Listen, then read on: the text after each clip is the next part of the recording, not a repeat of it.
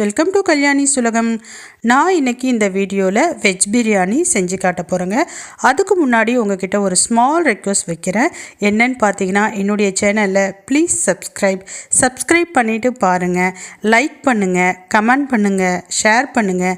நீங்கள் கொடுக்குற ஒரு லைக்கும் சரி, ஒரு ஷேரும் சரி, ஒரு கமெண்ட்டும் சரி என்னை மோட்டிவேட் செய்யுங்க.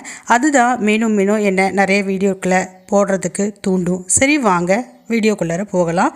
ஃபஸ்ட்டு நான் ஸ்டவ் ஆன் பண்ணி குக்கர் வச்சுக்கிறேங்க. அதில் எண்ணெய் விட்டுக்கிறேன். எண்ணெய் காய்ந்த பிறகு வாசனை பொருட்கள் எல்லாம் சேர்த்துக்கலாங்க. இப்போ இது கூட வெங்காயத்தை நீல வாக்கில் நறுக்கி சேர்த்துக்கலாம். இது கூடவே பார்த்திங்கன்னா கொஞ்சமாக புதினா சேர்த்துக்கலாம், தக்காளி சேர்த்துக்கலாம். இப்போ இது கூட தேவையான அளவுக்கு உப்பு சேர்த்துக்கலாங்க. இதெல்லாம் சேர்த்த பிறகு நல்லா வதக்கலாங்க. அந்த தக்காளிலாம் நல்லா குழைய வதக்கலாம். இப்போ இது கூட இஞ்சி பூண்டு பேஸ்ட்டு சேர்த்துக்கலாங்க. இஞ்சி பூண்டு பேஸ்ட்டு சேர்த்த பிறகும் நம்ம நல்லா வதக்கணும். அதனுடைய பச்சை வாசனை போகிற வரைக்கும் சிம்மிலே வச்சு நல்லா வதக்கலாங்க. இப்போ இது கூட கொஞ்சமாக மிளகாய்த்தூள் சேர்த்துக்கலாம், தனி மிளகாய்த்தூள் சேர்த்துக்கலாம். கொஞ்சமாக கரம் மசாலா சேர்த்துக்கலாம். கொஞ்சம் மஞ்சத்தூள் சேர்த்துக்கலாம். இப்போ இதெல்லாம் சேர்த்த பிறகு நல்லா நம்ம வதக்கி விடலாங்க. இப்படி வதக்குனதுக்கு அப்புறமேட்டு நம்ம 3 பச்சை மிளகாவை சேர்த்துக்கலாம். இப்போ இதில் நிறைய காரம் சேர்க்க போகிறது இல்லைங்க, இதுதான். இப்போ காய்கறிகள் சேர்த்துக்கலாம். பீன்ஸ் சேர்த்துக்கலாம், கேரட் சேர்த்துக்கலாம். காலிஃப்ளவரை சுடு தண்ணியில் போட்டு சுத்தப்படுத்தி எடுத்து வச்சுருக்கேங்க, அதையும் இது கூட சேர்த்துக்கலாம். இப்போ எல்லா காய்கறிகளையும் சேர்த்தாச்சு. நல்லா எண்ணெய் பிரிஞ்சு வர அளவுக்கு வதக்கணுங்க. இப்போ நல்லா வதக்கணும். வதக்கின பிறகு அதில் தனியாக எண்ணெய் பிரிஞ்சு வருங்க. அந்த டைமில் நம்ம அரிசியை சேர்த்துக்கலாம். நான் சாதாரண பச்சரிசியை கழுவி 10 நிமிஷம் ஊற விட்டு வச்சுருக்கேங்க.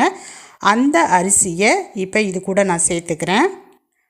அரிசி சேர்த்த பிறகு நம்ம காய்கறிகளோட அரிசியும் நல்லா சேர்த்து வதக்கணுங்க.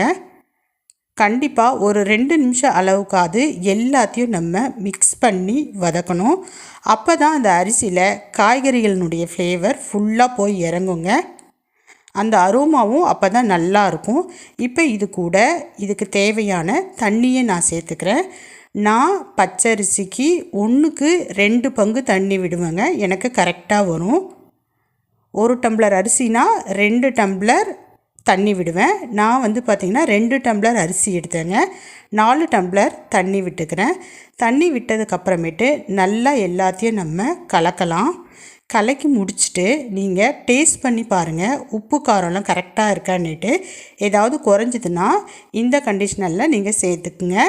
இப்போ நல்லா அரிசி தண்ணி கொதிக்க ஆரம்பிக்குது பாருங்கள். அரிசி கொஞ்சம் கொஞ்சமாக வேக ஆரம்பிக்குங்க. இப்போ பார்த்திங்கன்னா வெந்துக்கிட்டே இருக்குது பாருங்கள். அந்த தண்ணியினுடைய அளவும் கம்மியாகும். அதே டயத்தில் அரிசியும் பார்த்திங்கன்னா வெந்துக்கிட்டே இருக்குது பாருங்கள். இப்படி வேக தண்ணியினுடைய அளவு கம்மியாயிட்டே இருக்குது பாருங்கள். இப்போ நம்ம பாருங்கள், அரிசி நல்லா வெந்துருச்சு. ஒரு அரை பதத்துக்கு மேலே வெந்துருச்சுங்க. இப்போ இந்த டைமில் நம்ம ஸ்டவ்வை சிம்மில் வச்சுக்கலாம். சிம்மில் வச்சுட்டு ஃபுல்லாக அந்த அரிசியை மட்டம் பண்ணிவிடுங்க. இதுக்கு மேலே லைட்டாக நெய் இருந்தால் விடுங்க. இப்போ நம்ம குக்கர் மூடியை போட்டுடலாம். குக்கர் மூடி போட்டு அதில் விசிலையும் நம்ம போட்டுடலாங்க. விசில் போட்டுட்டு ஃபுல்லாக சிம்மில் வச்சிடலாம் ஸ்டவ்வை. கரெக்டாக விசில் போட்டதுலேருந்து ஒரு 10 நிமிஷம் மட்டும் கரெக்டாக டைம் பார்த்து ஆஃப் பண்ணிவிடுங்க. நான் 10 நிமிஷம் கழித்து ஆஃப் பண்ணிட்டு ஓப்பன் பண்ணி காமிக்கிறேன் பாருங்கள். இப்போ சூப்பரான வெஜ் பிரியாணி ரெடி ஆகிடுச்சு. நல்லா அரிசியும் நல்லா நீட்டமாக இருக்குது பாருங்கள். நல்லா குழையாமல் கரெக்டாக கரெக்டான பதத்தில் நமக்கு இந்த வெஜ் பிரியாணி வெந்து கிடச்சிருக்கு. இப்போ இந்த வெஜ் பிரியாணியை குழந்தைங்களுக்கு ஸ்கூலுக்காகட்டும், காலேஜுக்காகட்டும், இல்லை அவருக்கு ஆஃபீஸ்க்காகட்டும் நம்ம கட்டி கொடுக்கலாம். இது கூட வந்து பார்த்திங்கன்னா தயிர் பச்சடி வச்சு கொடுக்கலாங்க. ரொம்ப நல்லாயிருக்கும்.